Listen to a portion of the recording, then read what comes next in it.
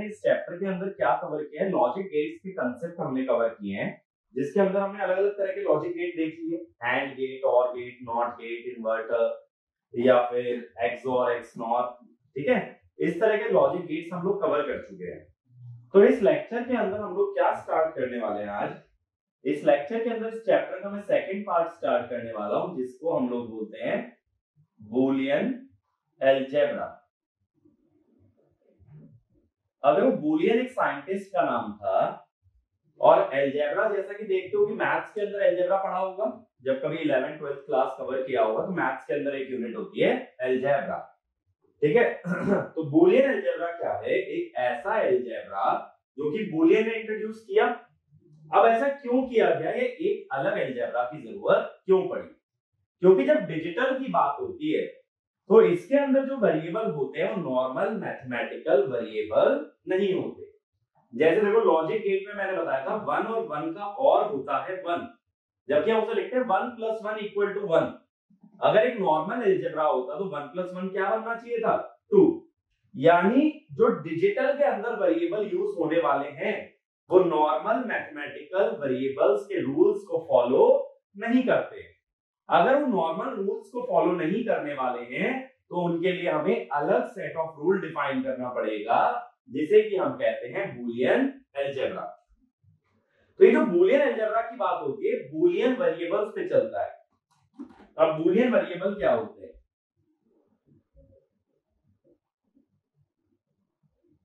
Boolean variable, अब Boolean variable होते हैं those variable which can take only two possible values।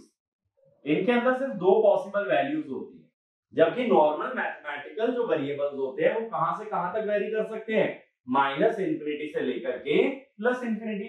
वही Boolean variable सिर्फ दो ही वैल्यूज अज्यूम कर सकते हैं, तो ये वेरिएबल डिफरेंट है, तो इसी के लिए अलजेब्रा के जो लॉज है वो भी डिफरेंट है।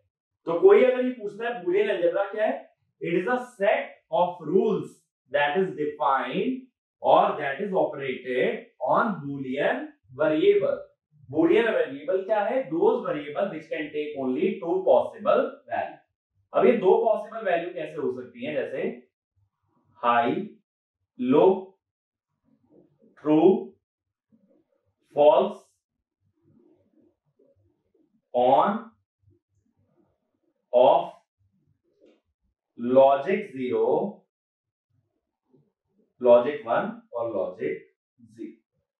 ठीक है, इस तरह से दो पॉसिबल वैल्यूज अगर कोई वेरिएबल ले सकता है तो उसे हम लोग बोलते हैं बूलियन वेरिएबल। ठीक है, तो इनके लिए जो रूल्स डिफाइंड है वो किसके अंदर पढ़े जाते हैं, बूलियन अलजेब्रा के अंदर।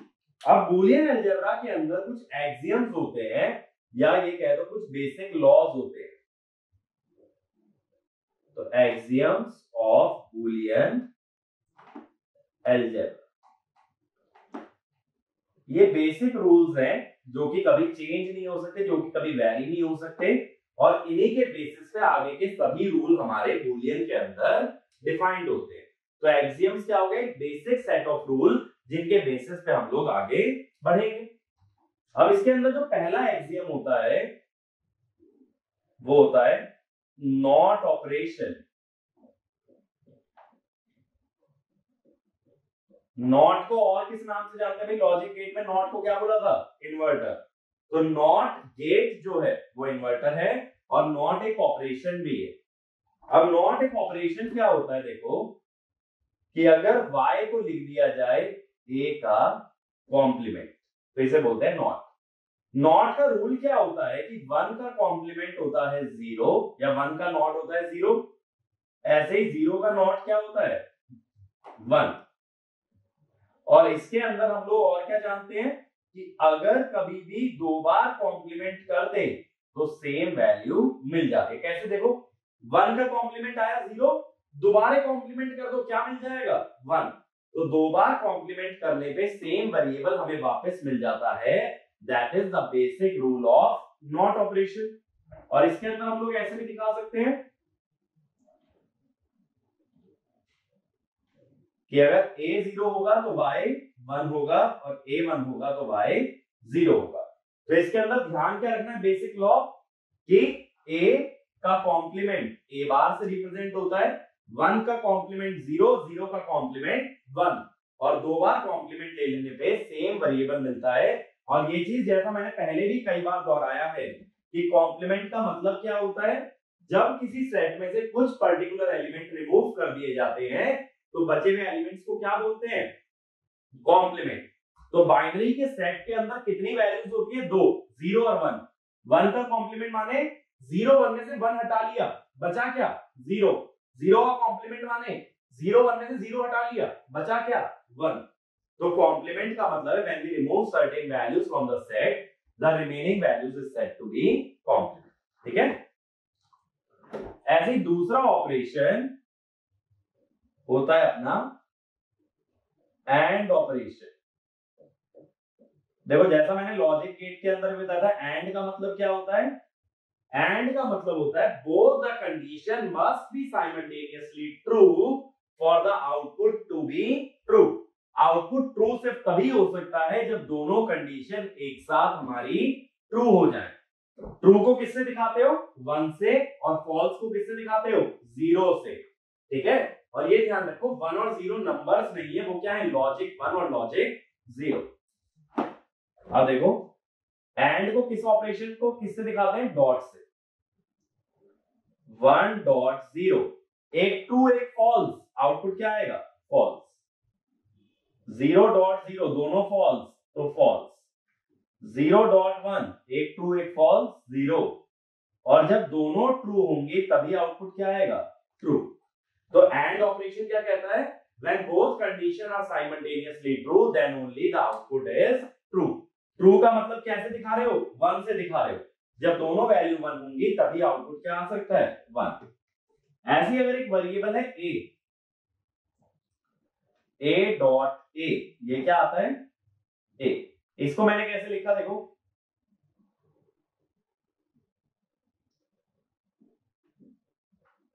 a है 0 या फिर 1।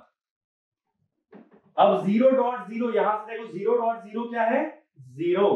1 है, 1 डॉट 1 क्या है, 1। तो ये तो a के बराबर ही आ गया। तो यानी देखो जब नॉर्मल अलजेब्रा करते हो तो तुम क्या कहते हो, a dot a equal to a square, ये है नॉर्मल अलजेब्रा।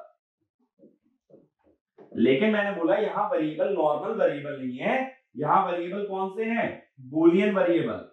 तो a डॉट a क्या आएगा, a आएगा किसमें, in case of Boolean algebra. ठीक है। तो बूलियन अलजेब्रा में वैल्यू a ही आती है। इसी को अगर आगे और बढ़ा दूं, इसी को अगर और आगे बढ़ा दूं इसी रूल को, तो ये कह सकते हो a dot a n times भी ले लोगे तो भी क्या आने वाला है, a। ठीक है। a डॉट a हमेशा a के बराबर ही आता है। ऐसे अगला देखो a डॉट 1।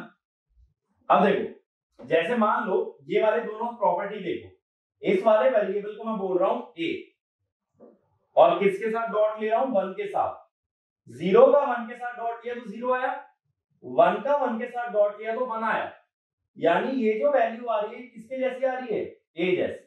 a0 तो ये भी 0, a1 तो ये भी 1, यानी a डॉट 1 क्या आना चाहिए, a। तो 1 के साथ कभी भी एंड लेते हो तो आउटपुट क्या आता है, a के बराबर आता है। इसका देखो ऐसे मतलब समझ सकते हो, अगर एक कंडीशन गिवन है ट्रू तो आउटपुट किस पे डिपेंड कर गया, सेकंड कंडीशन पे। कि सेकंड अगर ट्रू हुई तो आउटपुट भी ट्रू, सेकंड अगर फॉल्स हो गई तो आउटपुट भी फॉल्स। ऐसी a डॉट 0, अगर एक कंडीशन फॉल्स हो गई तो दूसरी कंडीशन तो मैटर ही नहीं करती, क्योंकि आउटपुट ट्रू सिर्फ तब हो सकता है जब दोनों कंडीशन ट्रू हो। तो जब मैंने एक पहले से ही फॉल्स बता दिया तो आउटपुट क्या हो जाएगा, फॉल्स। अब ऐसे देखो a डॉट a बार, इसको समझो।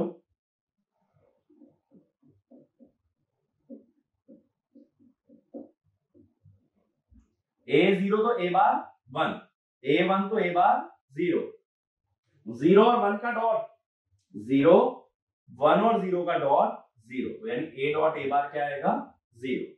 इसी कंडीशन को अगर मैं आगे बढ़ा दूं, देखो ऐसे लिख दूं,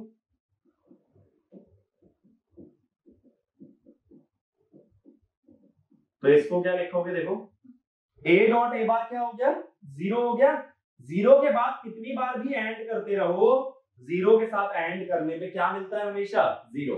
इवन नॉर्मल अलजेब्रा की तरह भी सोच सकते हो, जीरो से मल्टीप्लाई करने पे कितने भी नंबर्स को मल्टीप्लाई कर लो, हमेशा ही क्या पाओगे, हमेशा जीरो ही मिलेगा, जीरो के अलावा और कुछ नहीं मिल सकता। ठीक है, तो इस तरह से याद रखो कि एंड ऑपरेशन क्या कहता है कि जब दोनों इनपुट ट्रू हो जाएंगे तभी आउटपुट भी क्या होगा, ट्रू।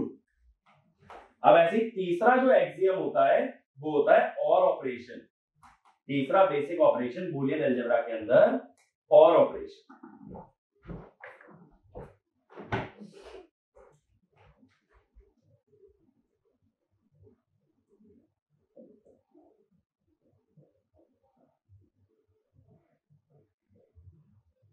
ठीक है, और ऑपरेशन को दिखाया जाता है प्लस से।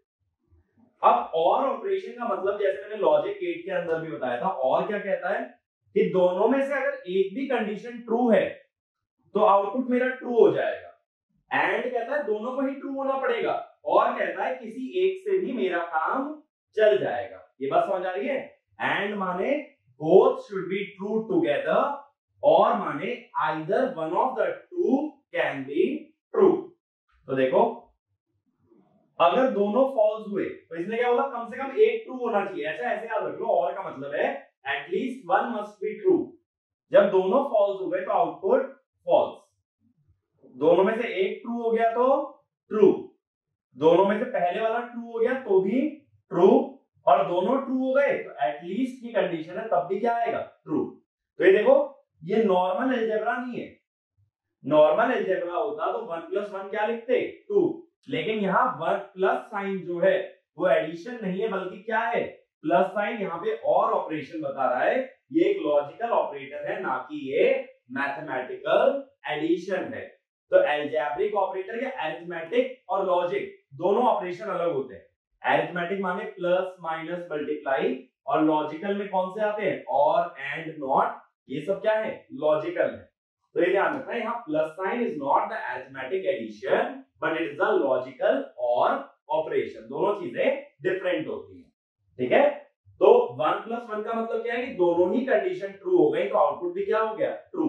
और क्या कहता है, एटलीस्ट एक के ट्रू होने पे आउटपुट ट्रू हो जाएगा। तो अगर सारे ट्रू है तो ट्रू हो गई, एटलीस्ट का चल रहा है, माने इससे ज्यादा होगा तो चल जाएगा काम। अब देखो जैसे एंड के अंदर लिखा था, सबसे पहले a + a, ये निकालने का कोशिश करते हैं। अब a अगर 0 है यानी फॉल्स है, फॉल्स प्लस फॉल्स फॉल्स ही आएगा, 1 है तो ट्रू प्लस ट्रू 1 ही आएगा। तो a + a कितना आया, a आया। ठीक है, ऐसे अगला देखो a + a बार,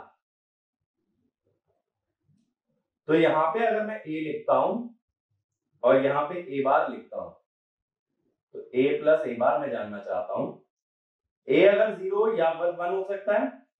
a अगर 0 है तो उसका कॉम्प्लीमेंट 1, 1 का कॉम्प्लीमेंट 0, 0 + 1 1, क्योंकि दोनों में से एक भी ट्रू है तो आउटपुट ट्रू आएगा। 1 + 0 एक ट्रू है तो आउटपुट ट्रू। तो ये दोनों ही केस में 1 आ रहा है तो a + a बार क्या होता है, 1। ठीक है, अब इन्हीं दोनों प्रॉपर्टीज को हम लोग आगे भी एक्सटेंड कर सकते हैं। कैसे, देखो a + a अगर मैं n टाइम्स करता हूं तो नॉर्मल अलजेब्रा होता तो क्या कहते थे, n a हो जाएगा, लेकिन यहाँ पे सिर्फ ये क्या होगा, a। ठीक है, कितनी बार भी ऐड कर लो, a अगर ट्रू है तो सारे ट्रू है, a फॉल्स है तो सारे फॉल्स है। अगर सभी कंडीशन फॉल्स तो और का आउटपुट भी क्या आता है, फॉल्स, और सभी ट्रू तो आउटपुट भी क्या आता है, ट्रू, इसलिए क्या आ रहा है, a। अच्छा देखो ऐसे ही अगर लिखें,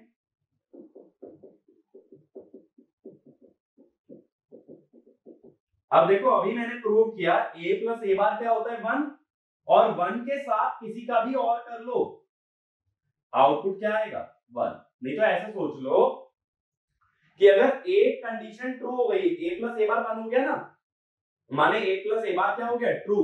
अगर एक कंडीशन भी ट्रू हो गई तो आगे कुछ भी आता रहे आउटपुट क्या आएगा, ट्रू, क्योंकि एटलीस्ट 1 की कंडीशन होती है, तो ये आ गया 1।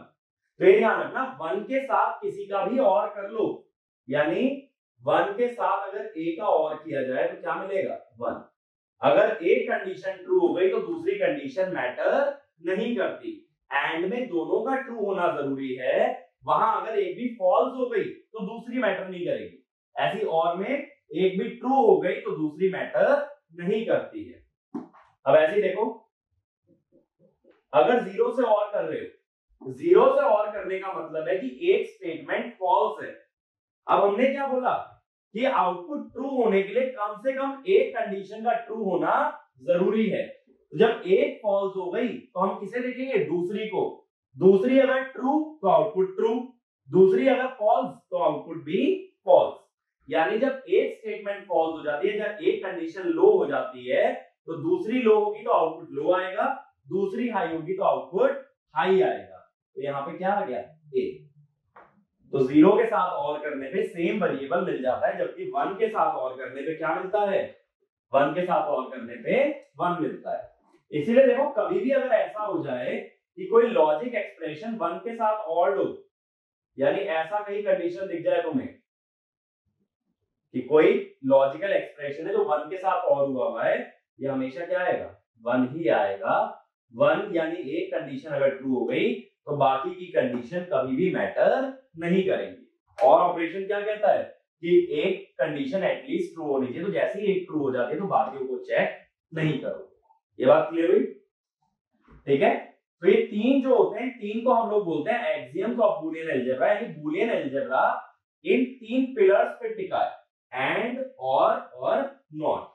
इन तीनों की मदद से ही सब कुछ ऑपरेशन हम लोग आगे परफॉर्म करेंगे। यह सारी स्टडी हमेशा इन तीनों से ही चलने वाली। तो ये तीनों रूल्स क्लियर है। अब देखो बूलियन अलजेब्रा के अंदर दो चीजें बहुत इंपॉर्टेंट होती हैं। एक होता है कम्यूटेटिव लॉ और एक होता है एसोसिएटिव लॉ। ये चीज मैंने लॉजिक गेट के अंदर भी लिया था। कम्यूटेटिव लॉ के बारे में क्या बताया था भाई, कम्यूटेटिव लॉ के बारे में मैंने बताया था अगर दोनों इनपुट्स को एक्सचेंज कर दिया जाए तो भी रिजल्ट लॉजिकल एक्सप्रेशन का सेम आए तो उसे बोलते हैं कम्यूटेटिव।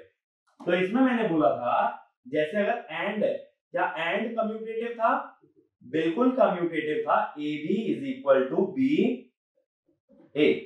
और कम्यूटेटिव था क्या, a plus b is also equal to b plus a, and all other logic gates are also commutative। हमने देखा था सारे लॉजिक गेट्स क्या होते हैं, कम्यूटेटिव। कोई भी ऐसा लॉजिक गेट नहीं था जो कम्यूटेटिव को वॉयलेट करे। लेकिन लास्ट में मैंने दो लॉजिक गेट के बारे में बात की थी, एक था इम्प्लीकेशन गेट। इम्प्लीकेशन गेट क्या लिखा था भाई, A implies B, इसको हमने लिखा था A बार प्लस B। ये कम्यूटेटिव नहीं है।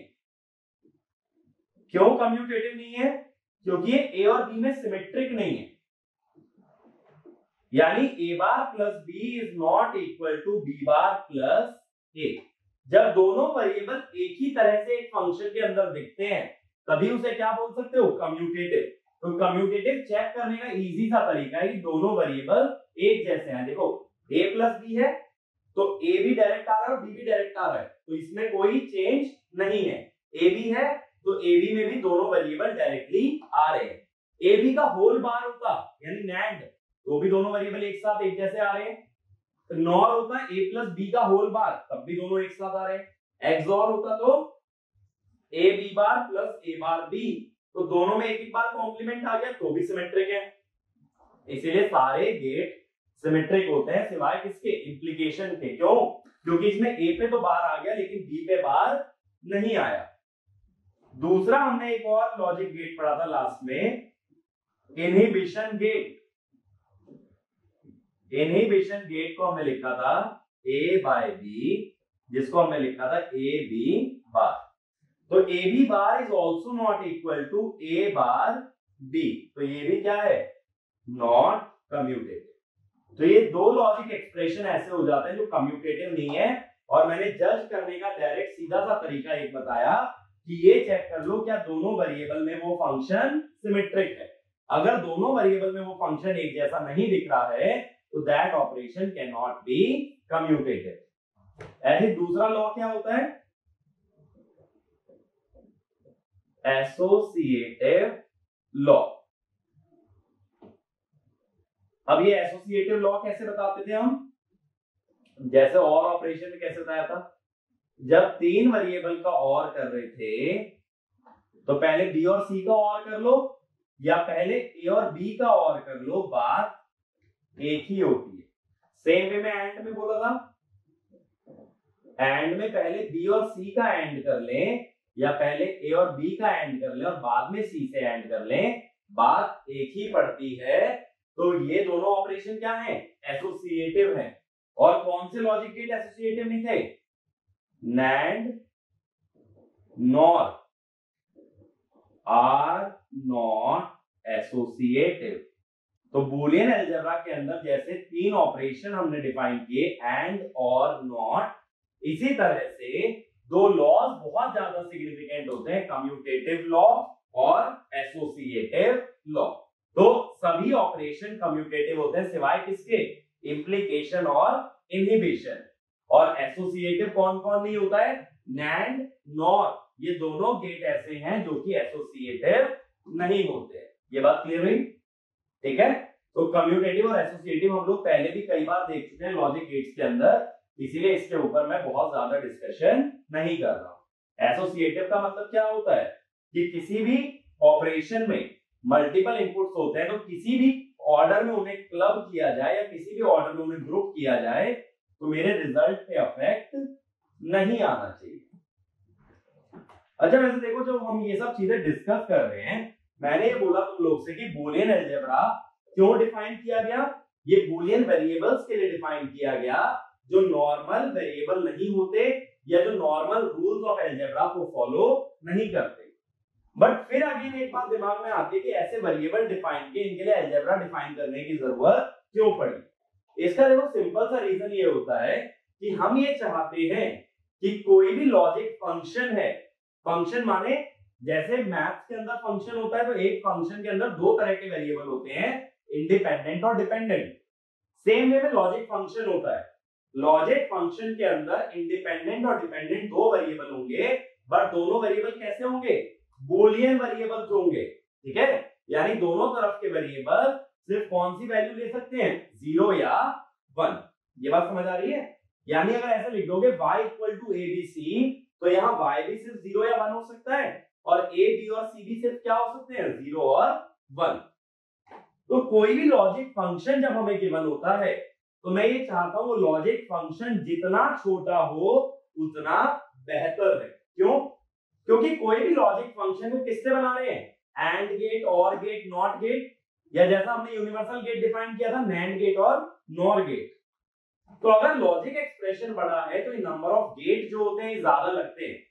अगर ज्यादा गेट लगेंगे तो ज्यादा हार्डवेयर लगा है, ज्यादा हार्डवेयर की कॉस्टिंग भी क्या है, ज्यादा। तो अगर कॉस्ट मिनिमाइज करना चाहते हो तो लॉजिक फंक्शन को छोटा बनाना होगा, और इसे टेक्निकल भाषा में कहा जाता है मिनिमाइजेशन ऑफ लॉजिक एक्सप्रेशन। तो लॉजिक एक्सप्रेशन को मिनिमाइज करना जरूरी है, अदरवाइज हार्डवेयर और कॉस्टिंग ज्यादा होगी और वो डिजाइन ऑप्टिमम नहीं होगा, या ये कह दो कि वो डिजाइन बेस्ट नहीं होगा। तो अगर एक बेस्ट डिजाइन करना चाहते हो तो क्या करना पड़ेगा, लॉजिक एक्सप्रेशन को मिनिमाइज करना पड़ेगा। और उसके लिए क्या यूज होता है, उसके लिए बूलियन अलजेब्रा के लॉज यूज होते हैं, ठीक है। ये बात समझ आती है।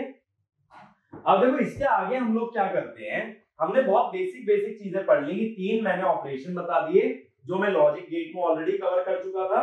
अब कुछ थ्योरम्स हमें पढ़नी है जिनकी मदद से किसी लॉजिक एक्सप्रेशन को मैं मिनिमाइज कर पाऊंगा, ठीक है।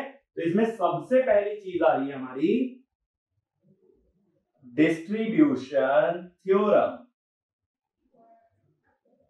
ठीक है। कुछ एक ऐसे रूल्स मैं बता रहा हूं जिनकी मदद से तुम लॉजिक एक्सप्रेशन को मिनिमाइज आसानी से कर पाओगे। अब डिस्ट्रीब्यूशन थ्योरम क्या होती है, ये कहती है भाई कि अगर एक फंक्शन ऐसा है a plus B into A plus C, तो इसमें देखो दोनों तरफ क्या आ रहा है, दोनों ब्रैकेट में a तो आ रहा है, तो दोनों ब्रैकेट में आ रहा है, तो इसे लिख देते हैं a प्लस बी सी। अब देखो डिराइव कैसे हुई, इन दोनों का ना प्रोडक्ट लो, पहली टर्म क्या आएगी a डॉट ए, फिर ए सी, फिर बी ए, फिर बी सी। मैंने बताया ना जब खुद से एंड लिया जाता है तो सेम वेरिएबल आता है, अभी बताया था a plus A C, B A तो ए बी के बराबर होगा, कम्यूटेटिव है, इन तीनों में से a कॉमन ले लो, 1 प्लस सी प्लस बी, ठीक है। अब 1 के साथ कभी भी किसी का और किया जाए हमेशा क्या मिलेगा 1, एक कंडीशन ट्रू हो गई तो बाकी की मैटर नहीं करती, यानी a dot 1 plus B C. 1 के साथ एंड करोगे तो सेम वेरिएबल मिलता है, तो ये आ गया a plus B C.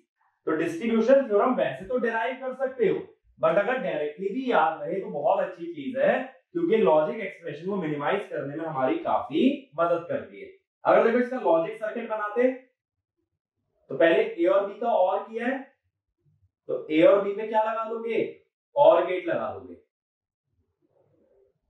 a और b पे और गेट लगा के क्या मिल गया a प्लस बी। फिर a और c का भी और किया है,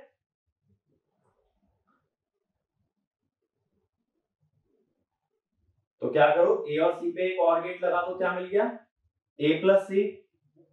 और फिर इन दोनों के आउटपुट को क्या कर दिया गया है, एंड कर दिया गया है,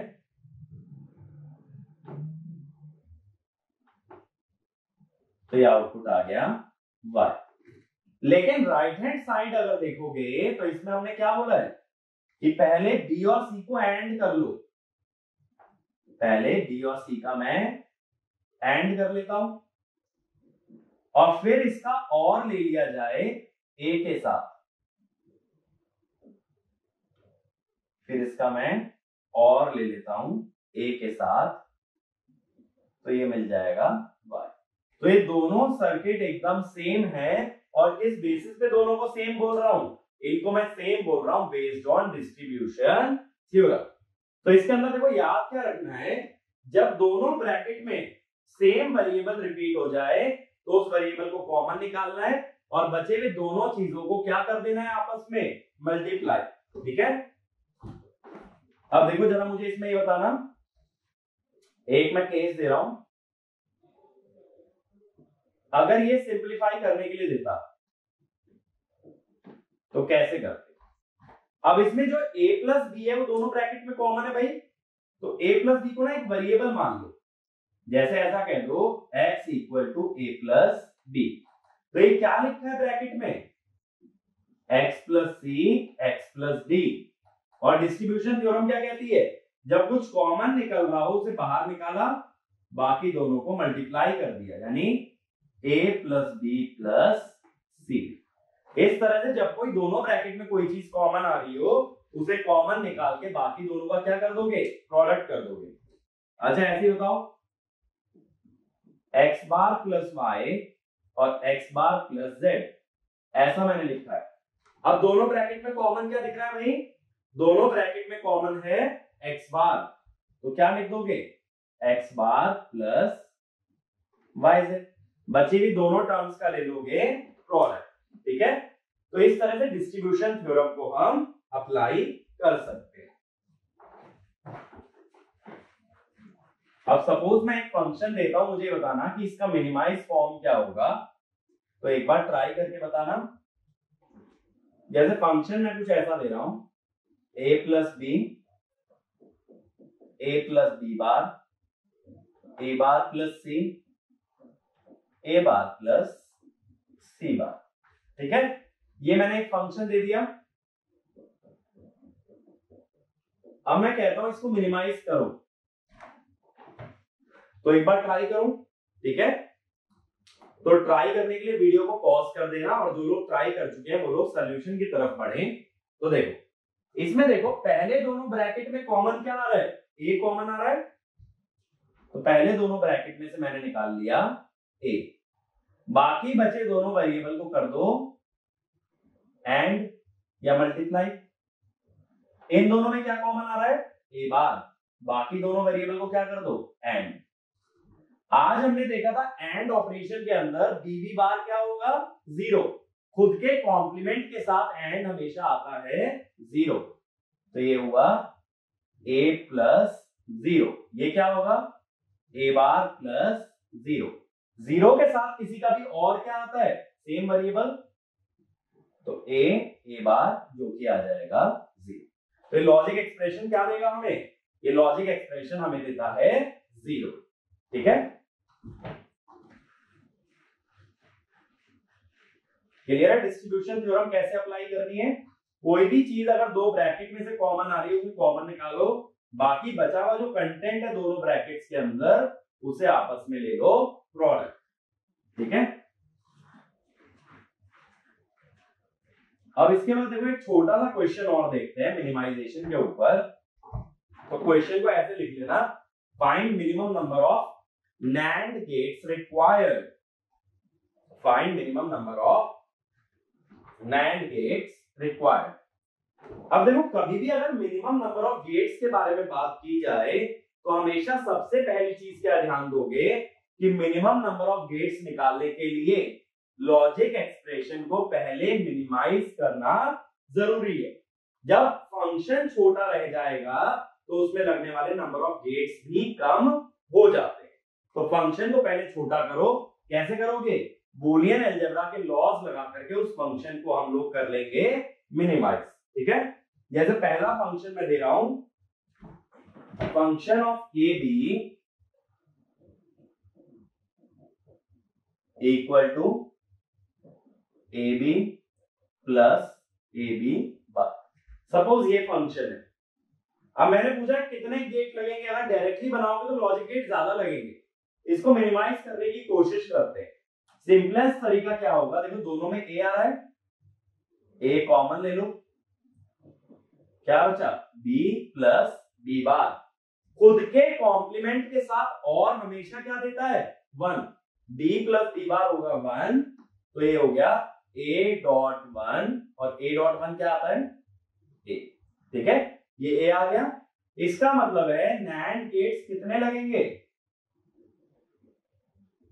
NAND गेट्स लगेंगे 0, यानी किसी गेट की जरूरत ही नहीं है, डायरेक्टली a और y को कनेक्ट कर दो।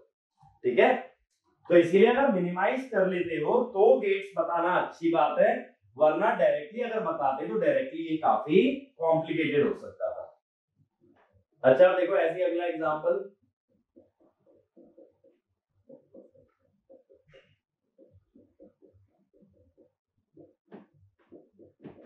ऐसे चलता जा रहा है फंक्शन। अब अगेन मैं पूछता हूं कितने मिनिमम लॉजिक गेट चाहिए, तो क्या करो मिनिमाइज। कैसे, ए कॉमन ले लो, क्या बचा 1 plus B plus B C plus B C D and so on. मुझे पता है जब 1 के साथ किसी का भी और होता है तो वो क्या लेता है 1, तो a डॉट 1 फिर से क्या आ गया a। तो कितने गेट्स रिक्वायर्ड हुए NAND gate, NAND gates equal to 0। इसमें किसी NAND गेट की हमें जरूरत नहीं पड़ने वाली है, नंबर ऑफ NAND गेट क्या रहेंगे 0। ठीक है, तो इसी तरह से लॉजिक एक्सप्रेशन को हमेशा मिनिमाइज करोगे और तब ये बताओगे कि कितने लॉजिक गेट्स की हमें जरूरत पड़ती है। ठीक है, तो इसी में एक लास्ट एग्जांपल और ट्राई करते हैं, फिर आगे बढ़ेंगे।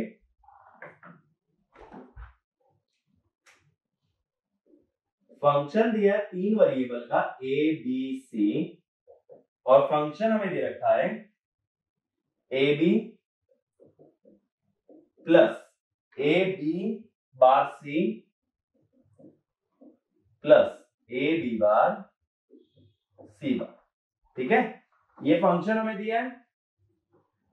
अब इसके अंदर क्या कर सकते हो कि इसको ए बी को एज इट इज रहने दो, ए बी बार कॉमन ले लो, क्या बना सी प्लस सी बार। खुद के कॉम्प्लीमेंट के साथ जब और किया जाता है तो क्या देता है 1, और 1 के साथ एंड क्या देता है सेम वेरिएबल। अब इन दोनों में कॉमन क्या आएगा a b प्लस b बार हो गया 1, तो ये क्या आ गया a। तो इसका मतलब है इसमें कितने नैंड गेट्स की जरूरत पड़ेगी अगेन 0। तो इस तरह से मिनिमाइज करोगे ना तो बहुत बार क्या हो सकता है, ये हो सकता है कि एक ट्रिक क्वेश्चन तुम्हें गिवन हो रेदर देन कि तुम्हें क्या गिवन हो, रेदर देन कि उसके अंदर एक्चुअल गेट हमें निकालने की जरूरत पड़े। ठीक है, तो ऐसा भी हो सकता है कि एक ट्रिक क्वेश्चन की तरह हमें गिवन हो। ठीक है ना, तो एक क्लियर है डिस्ट्रीब्यूशन थ्योरम हमारी किस तरह से काम करती है। आगे चलते हैं, अब हम लोग अगले थ्योरम की बात कर रहे हैं। अगला थ्योरम हमारा होता है कंसेंसस थ्योरम। और देखो बहुत बार ऐसा भी हो सकता है कि डिस्ट्रीब्यूशन थ्योरम उल्टा लगाना पड़ जाए, यानी ऐसा भी हो जाए कि a प्लस bc को क्या लिखना पड़े a plus B into a plus C. अब अगले रूल की बात कर रहे हैं, अगला रूल है हमारा कंसेंसस थ्योरम।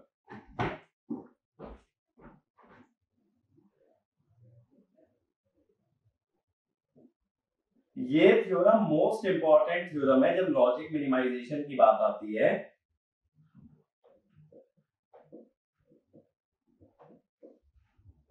अब देखो ये क्या कहती है, अगर एक फंक्शन कभी ऐसा हो तो इसके अंदर ये वाला जो टर्म है ये रिडंडेंट होता है। रिडंडेंट मतलब इसके हटने से या इसके आने से फंक्शन पे कोई चेंज नहीं पड़ेगा, इसीलिए मिनिमाइज करने के लिए क्या कर दो, मिनिमाइज करने के लिए इसे हटा दिया जाए। तो क्या बन गया ए B plus A bar C. अब बात है कि ये आया कैसे, ये कंसेंसस थ्योरम हमारा बना कैसे। तो देखो जरा इसको समझे, यहां थोड़ा सा काम हमें उल्टा करना पड़ेगा। BC को BC इंटू 1 लिख सकते हो। अब 1 का क्या मतलब होता है, अगर किसी वेरिएबल को उसके कॉम्प्लीमेंट के साथ और कर दूं तो 1 आता है, तो 1 की जगह क्या लिख सकते थे a प्लस ए बार। तो अभी तो देखो ऐसा लग रहा होगा कि मैं मिनिमाइज कहां कर रहा हूं, बल्कि मैं तो बढ़ा रहा हूं, बढ़ गया ना ये expression.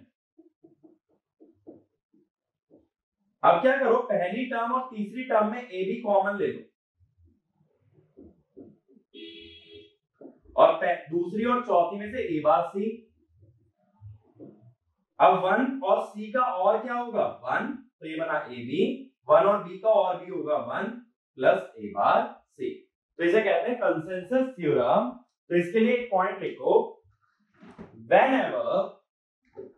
whenever there are three variables and three terms each as a product of two variables, three terms each as a product of two variables with one variable appearing in both complemented and uncomplimented form,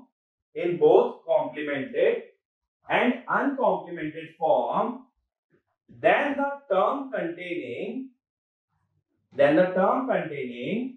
other two variables can be removed. कहने का मतलब देखो यहां क्या निकलता है, यहां तीन टर्म है, हर एक में दो वेरिएबल है, ठीक है, और हर वेरिएबल कितनी बार आ रहा है, देखो a 2 बार आया, b 2 बार आया और c 2 बार आया। जब ऐसी टर्म दिखे और साथ साथ क्या देखना है कि एक वेरिएबल ऐसा हो जो डायरेक्ट भी आए और कॉम्प्लीमेंट में भी, यानी तीन टर्म्स हर एक में दो वेरिएबल और एक वेरिएबल ऐसा जो कॉम्प्लीमेंट भी है और अनकॉम्प्लीमेंटेड भी है, तो उस वेरिएबल वाली टर्म्स को छोड़ के जो तीसरी टर्म है उसे हटा, यानी जिसमें वेरिएबल और कॉम्प्लीमेंट दोनों आ रहे हैं उसे रहने दो, बची हुई टर्म को हम लोग हटा सकते हैं। That is called as consensus theorem. तो इसको इस तरह से याद रखिएगा, ठीक है। अब देखो इस पे कुछ एक एग्जांपल देखते हैं, बताना क्या आना चाहिए। जैसे पहला मैं केस दे रहा हूं, A B plus B C plus A bar C. देखो 3 टर्म है, तीनों में 2-2 वेरिएबल है, हर वेरिएबल 2 बार आ रहा है। इसमें कॉम्प्लीमेंट और अनकॉम्प्लीमेंट दोनों कौन सा है? ए। तो कौन सी टर्म को हटाओगे? B C. तो स्टेटमेंट को रट के मत जाओ, कंसेंसस थ्योरम की एक्चुअली ये चीज यही है।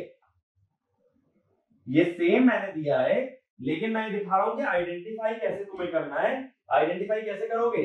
जो वेरिएबल अनकॉम्प्लीमेंट और कॉम्प्लीमेंट दोनों में आ रहा है उसको रहने दो, और बाकी तीसरी टर्म को हम लोग यहाँ पे रिमूव कर सकते हैं। ठीक है, इसके बाद अगला बताना, A B plus B bar C plus A C. अब देखो अगेन 3 टर्म्स हैं, तीनों में 2-2 वेरिएबल है और हर वेरिएबल 2 बार आ रहा है। अब देखो कौन सा कॉम्प्लीमेंट और अनकॉम्प्लीमेंट दोनों में आ रहा है? बी आ रहा है। तो कौन सी टर्म हटेगी जिसमें बी ना हो, यानी ए सी। अब इसको क्या लिखोगे? इसको लिखोगे A B plus B bar C. तीसरी टर्म को हम लोग यहां पे रिमूव कर सकते हैं। ठीक है, ऐसे ही एक और एग्जांपल देखें, A plus B, B bar plus C, A plus. अब यहां प्रोडक्ट में ना होकर के किसमें है? सम में है। तो देखो ये क्या था? SOP, sum of product. ये क्या है? POS, product of sum. दोनों में कंसेंसस थ्योरम को हम लोग अप्लाई कर सकते हैं। ऐसा नहीं है कि एसओपी में लग रहा है तो पीओएस में ना लगे। इसमें भी सेम काम करना, ये देखना कि कौन सी टर्म कॉम्प्लीमेंट और अनकॉम्प्लीमेंट दोनों में है। कौन है? बी है। तो कौन सी टर्म हटाओगे जिसमें बी ना हो, यानी ए प्लस सी। तो ये क्या आ जाएगा? ए प्लस बी और बी बार प्लस सी। ठीक है, तो एसओपी में लग सकता है तो साथ ही साथ पीओएस के अंदर भी लग सकता है। ठीक है, इसके बाद नेक्स्ट एक एग्जांपल अगर लें, A B bar plus A B plus A bar C. अब देखो यहां कंसेंसस थ्योरम मत लगा देना, क्योंकि देखो यहां ए भी कॉम्प्लीमेंट और अनकॉम्प्लीमेंट में है और बी भी कॉम्प्लीमेंट और अनकॉम्प्लीमेंट में, प्लस सी 2 बार नहीं आया। ठीक है, तो कंसेंसस थ्योरम यहां अप्लाई नहीं होती। ठीक है, यहां कंसेंसस मत लगा। तो अब इसमें क्या करो, इसको सिंपल वे में मिनिमाइज करने की कोशिश करो। ए बी बार और ए बी में से ए कॉमन ले लो, तो बचा B bar plus B plus A bar C. B bar plus B हो जाएगा 1, ए प्लस ए बार सी। ठीक है, अब ये a प्लस ए बार सी को कैसे लिख सकते हो? इसको लिखा जाता है a प्लस सी। ये वाला रूल अभी हम लोग देखेंगे, इसे बोलते हैं RLR, रिडंडेंट लिटरल रूल। ठीक है, तो अभी के लिए इसको डायरेक्ट लिखा रहने दो a प्लस सी। ठीक है, तो इसको अभी हम लोग छोड़ रहे हैं, इसको हम आगे देखेंगे। ये बात क्लियर है? तो ये चीज कंसेंसस थ्योरम के बाद इसमें डिस्कस करेंगे कि बार हमने कैसे हटा दिया। अब एसी में देखो एक और एग्जांपल अगर देखें, ये तो बात हुई अगर एक्सप्रेशन की टर्म्स में गिवन है। अगर सर्किट की टर्म्स में होता तब इसको कैसे हम लोग सिंपलीफाई करते हैं। तो एक और एग्जांपल देख रहे हैं, इसमें ये बताना है कि कौन सा गेट हटा सकते हो।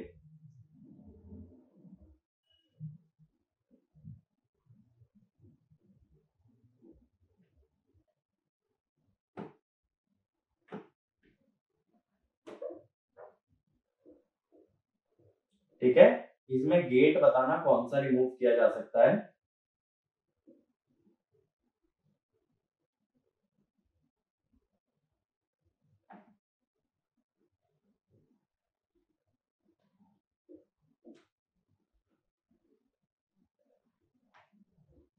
जैसे वेरिएबल मैंने दे दिए ए बी, ए सी और बी सी। अब देखो इसके अंदर क्या हो रहा है, ए तो डायरेक्ट भी जा रहा है पहली टर्म क्या है, ए बी है, फिर ए कॉम्प्लीमेंट हो गया तो दूसरी टर्म क्या है, ए बार सी है, तीसरी टर्म है बी सी। तो इसका मतलब है ए तो कॉम्प्लीमेंट में भी आ रहा है और ए डायरेक्ट भी आ रहा है, तो ए वाली टर्म्स को मत हटाओ। कौन सा गेट रिडंडेंट है, ये वाला, ये गेट क्या है, दिस इज रिडंडेंट गेट। तो रेदर देन लॉजिक एक्सप्रेशन पे मैं डायरेक्टली क्वेश्चन को फ्रेम करूं, मैं रिडंडेंट गेट भी पूछ सकता हूं, चाहे वो एसओपी में हो चाहे फिर पीओएस में। पीओएस में होता तो क्या होता, पहले और गेट लगे होते हैं और बाद में क्या लगता, एंड गेट। देखो जैसे इसी का एग्जांपल,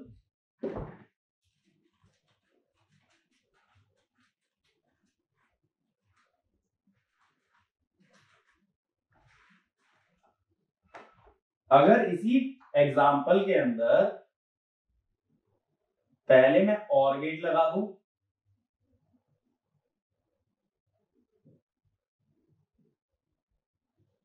और बाद में मैं एंड गेट लगाऊं, तब देखो पहली टर्म क्या बनी, ए प्लस बी, दूसरी बनी ए बार प्लस सी और तीसरी बनी बी प्लस सी। तब भी यही वाला गेट रिडंडेंट गेट है, क्योंकि बाकी दोनों गेट में ए और ए बार दोनों आ रहे हैं, जबकि तीसरे गेट में सिर्फ क्या आ रहा है, ए नहीं आ रहा है। तो तीसरे गेट को हम लोग रिडंडेंट गेट बोल करके हटा सकते हैं, यानी उससे बनने वाली जो सम टर्म आएगी, यानी पीओएस की जो टर्म आएगी वो रिडंडेंट होगी और उसको हम लोग हटा सकते हैं। तो ये ध्यान रखो, जब कंसेंसस थ्योरम की बात हो रही है तो इसका दूसरा वर्जन कौन सा है, पीओएस वाला है, B plus C is equal to A plus B into A bar plus C. तो इसके दो वर्जन है, एक एसओपी के अंदर और एक पीओएस के अंदर, ठीक है। तो ये वाला रूल याद रहेगा। अब देखो ऐसे ही एक और क्वेश्चन अगर मैं पूछता हूं, छोटा सा क्वेश्चन एक और,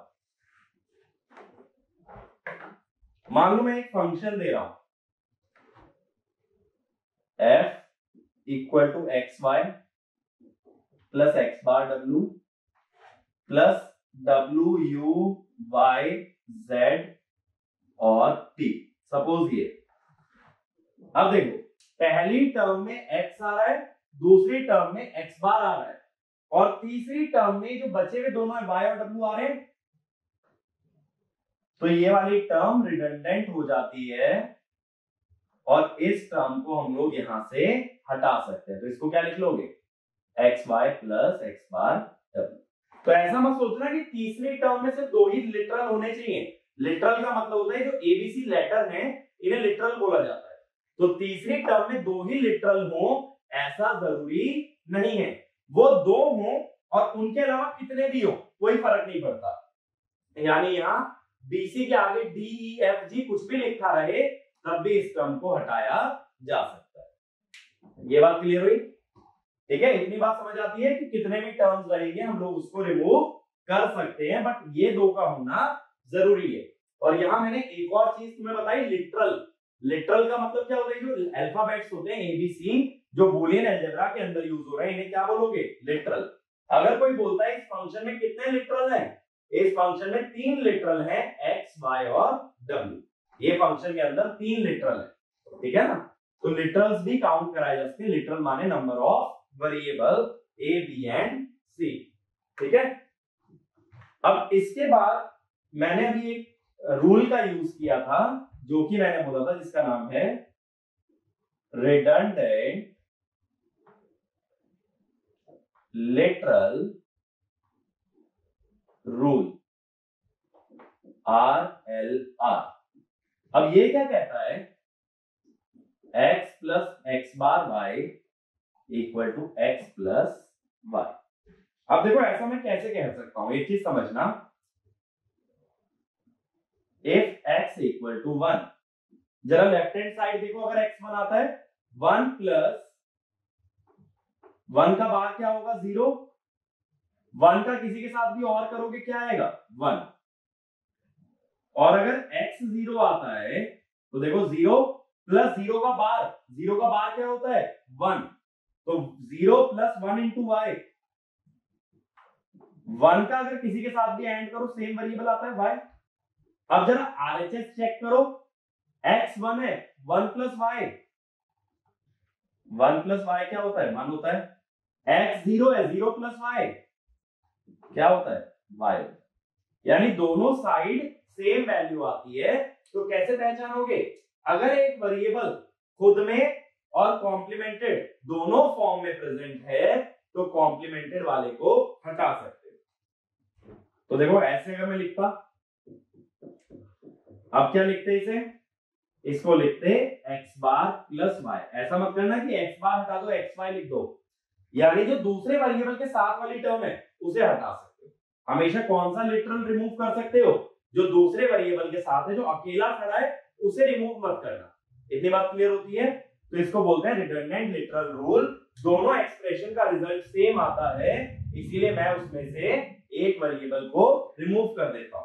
ठीक है, तो रिडंडेंट यहाँ पूरी टर्म नहीं है, रिडंडेंट इस टर्म में एक लिटरल है। कौन सा लिटरल है, x बार, तो इस लिटरल को हम लोग रिमूव कर सकते हैं।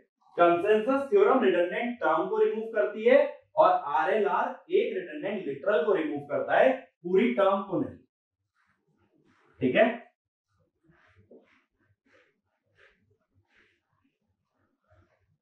अब इसके बाद देखो हम लोग नेक्स्ट थ्योरम पे आते हैं, जिसके बारे में मैंने लॉजिक गेट्स के अंदर भी एक दो बार नाम लिया है, which is called as D Morgan's theorem. ये भी one of the most important theorem है बूलियन अलजेब्रा की।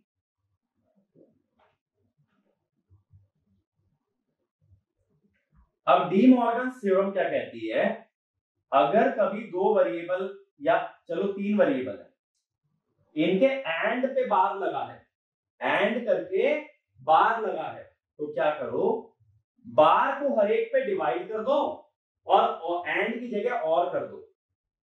तो बार आया ए पे, एंड की जगह और, बार आया बी पे, एंड की जगह और, बार आया सी पे, एंड की जगह और। इसका मतलब whenever an expression has multiple terms containing a complement, then complement is divided onto each term and or operation are reversed। ऐसे ही देखो, उल्टा क्या होगा कि तीनों का और है, ऊपर बार लगा है, अब क्या करो, बार को डिवाइड कर दो और की जगह क्या कर दो, एंड।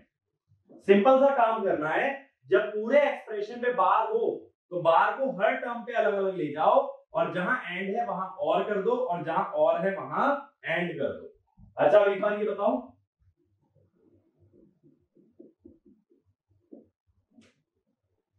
ये अलग होता, तो सबसे पहले क्या करो, बार को अलग अलग कर लो, यहां एंड है इसकी जगह और कर दो। अब a प्लस बी का बार, इसमें भी बार अलग अलग कर लो, और की जगह एंड किया, तो इस तरह से डी मॉर्गन्स थ्योरम को अप्लाई करते हैं। क्या करना है, the complement is divided onto each term and or and operations are exchanged. जहां और है वहां एंड और जहां एंड है वहां और। ठीक है, इस तरह से डी मॉर्गन्स थ्योरम हम लोग अप्लाई कर सकते हैं। ये बात समझ आई, बहुत सिंपल सी थ्योरम है, इसके अंदर कुछ खास बात नहीं है। इसको देखो ऐसे भी समझ सकते थे, ये क्या है, एक नैंड गेट है और ये क्या है, इन्वर्टेड इनपुट है और क्या हो रहा है, और। तो यही चीज हमने लॉजिक गेट में बोली थी, NAND gate is equal to in bubbled OR, NOR gate is equal to bubbled AND. ये चीज हमने लॉजिक गेट के अंदर भी पढ़ी थी।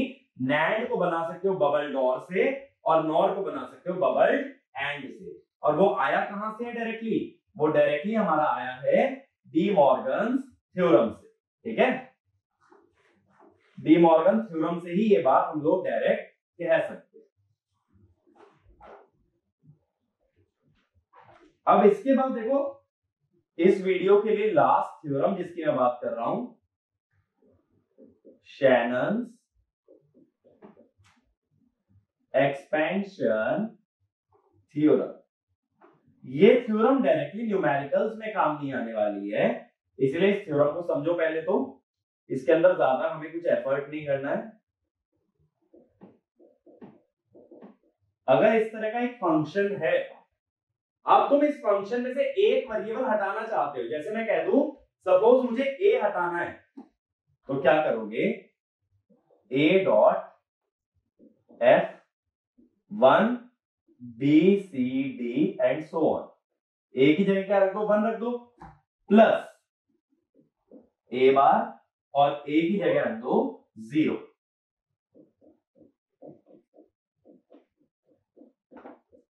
तो ये जो थ्योरम होती है, ये थ्योरम हमारी काम आती है के मैप के अंदर, और इसी का पीओएस वर्जन क्या होता है, इसी का पीओएस वर्जन ये होता है A plus F 0 B C D into A bar plus F 1 B C D, ये इसका पीओएस वर्जन है। तो के मैप में क्या होता है, देखो जब हम के मैप पे पहुंचेंगे तो 4 वेरिएबल तक का के मैप इजी होता है, लेकिन जब 5 वेरिएबल में आ जाता है तो मैं क्या करता हूं, उसमें से जैसे ए कॉमन निकाल लिया, अब अंदर कितने वेरिएबल बचेंगे, 4, तो 2 4 वेरिएबल के मैप में उसे तोड़ दूंगा। तो शैनन की जो एक्सपेंशन थ्योरम है के मैप के अंदर काम आने वाली है। इसमें हम करते क्या है कि एक वेरिएबल को बाहर लेकर के अंदर नंबर ऑफ वेरिएबल रिड्यूस कर लेते हैं, बट जहां पहले एक ही फंक्शन था, कितने फंक्शन हो गए, 2, तो नंबर ऑफ फंक्शन तो बढ़ गए, बट हर फंक्शन के अंदर जो नंबर ऑफ वेरिएबल है वो हमारे घट गए। तो Shannon expansion theorem is used in K map in order to design the K map having more number of input variable. ठीक है, तो ज्यादा ऑर्डर का के मैप जब बनाओगे, ज्यादा वेरिएबल का के मैप, उसे कम वेरिएबल के के मैप्स में तोड़ लेंगे। वेरिएबल कम होंगे लेकिन नंबर ऑफ के मैप क्या हो जाएंगे, इंक्रीज हो जाएंगे। ठीक है, तो अब देखो इस वीडियो के अंदर हम लोग इतने ही थ्योरम्स कवर करेंगे बूलियन अलजेब्रा के बारे में। तो क्या क्या थ्योरम आज हमने कवर किए, तो जो चीजें तुम्हारे लिए ट्रिवियल थी, 3 एक्सियम हमने कवर किए, एंड और नॉट, ये तो काफी ट्रिवियल थे। इसके अलावा थ्योरम क्या क्या कवर हुई, डिस्ट्रीब्यूशन थ्योरम, ठीक है, इसके अंदर हमने बोला a plus B C is a plus B a plus, चाहे उल्टा लिख लो। इसके अलावा दूसरी थ्योरम कवर हुई कंसेंसस थ्योरम,